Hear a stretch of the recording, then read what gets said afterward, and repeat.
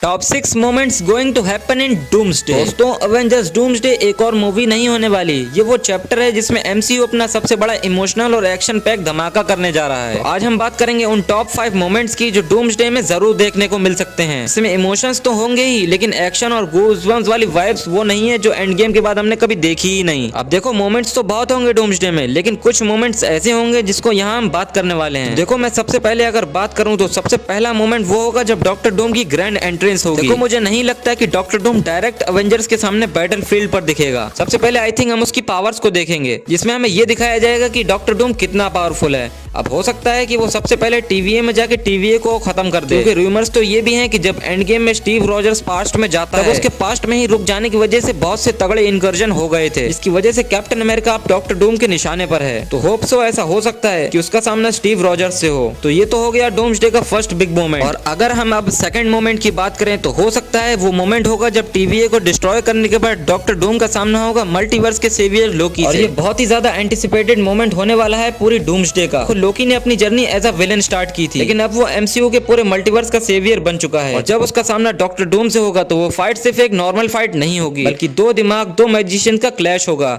जहां डॉक्टर डूम एक cold vibe और रूथलेस के साथ आगे बढ़ेगा, वहीं अपना लोकी थोड़ा इमोशनल सेटअप जर्नी के साथ यहां तक पहुंचा है। इस फाइट में एक्शन के साथ एक डायलॉग हेवी टक्कर भी होगी, जहां लोकी अपनी चालाकी से डॉक्टर डूम को रोकने की कोशिश जरूर करेगा। ये एक तरह से एमसीयू का सबसे बड़ा साइकोलॉजिकल मोमेंट होने वाला है और बैटल भी। तीसरा मोमेंट जब आएगा जब डॉक्टर डूम का सामना होगा उसके पुराने साथी यानी मिस्टर फैंटास्टिक यानी रीड रिचर्ड्स से। अब कॉमिक्स में इनकी जंग चलती आ रही है और फाइनली हमें डूम्सडे में इनका फेस ऑफ जरूर देखने मिलेगा। और इनके बीच में फाइट कोई नॉर्मल नहीं होगी, फिजिकली तो ज्यादा नहीं, लेकिन बैटल साइंटिफिक और आइडियोलॉजी वाली होगी। रीड एक साइंटिस्ट है जो दुनिया को अपने इन्वेंशन और माइंड से बचाना चाहता है, वहीं दूसरी तरफ डॉक्टर डूम एक साइंटिस्ट होने के बाद भी दुनिया को कंट्रोल करके खत्म करना चाहता है। इन दोनों का पास्ट, दोनों की हिस्ट्री, दोनों का ईगो इस फाइट में एक अलग ही लेवल पर दिखने वाले हैं। इसके लिए एक बड़ा फैन सर्विस मीट्स और हाई स्टेक्स वाला मोमेंट जरूर होगा, जो कि फ्यूचर की फैंटास्टिक फोर मूवीज के लिए भी मदद करेगा। फिर चौथा और पांचवा बड़ा मोमेंट है जिसके लिए ऑडियंस इतना ज्यादा वेट कर रही है कि तुम सोचकर भी नहीं लगता कि ऐसा मोमेंट देखने के बाद ऑडियंस का क्या हाल होगा। देखो, चौथा बड़ा मोमेंट तो प्रीवियसली आयरन मैन की क्लिप्स दिखाने के बाद हो जाएगा, जहां हमें ये दिखाया जाएगा कि आयरन मैन के कितने वेरिएंट्स इस मूवी में आने वाले हैं। और जहां भी हमें कोई भी एक ऐसा वेरिएंट आयरन मैन हमें दिखाया जाएगा, ऑडियंस का